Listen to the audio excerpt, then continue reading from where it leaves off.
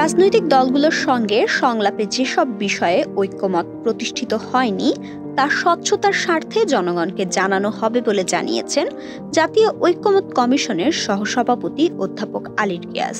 ওয়ালটন আবারও মিলিনিয়ার অফারে ওয়ালটন ফ্রিজ কিনে আপনিও হয়ে যেতে পারেন মিলিয়নিয়ার। মিলিনিয়ার ছড়াছড়ি দেশ জুড়ে, এটা শুধু ওয়ালটনই পারে।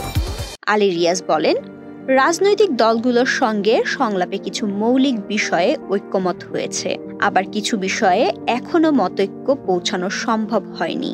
আদর্শিক অবস্থানের কারণে রাজনৈতিক দলগুলোর মধ্যে মতপার্থক্য থাকা স্বাভাবিক, তাই সব বিষয়ে ঐক্যমত সম্ভব নয়, এটাই বাস্তবতা।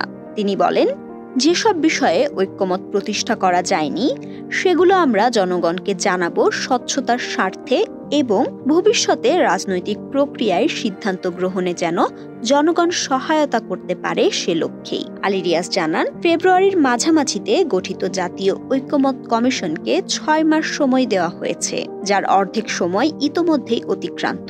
এ সময়ে 33টি রাজনৈতিক দলের সঙ্গে মাসব্যাপী আলোচনা হয়েছে, তাদের প্রাথমিক মতামত নেওয়া হয়েছে। তিনি আরো বলেন, 53 বছরের চেষ্টার পাশাপাশি গত 16 বছরের সংগ্রাম ও সাম্প্রতিক গণ আন্দোলনের আত্মত্যাগের প্রতি আমাদের দায়বদ্ধতা রয়েছে।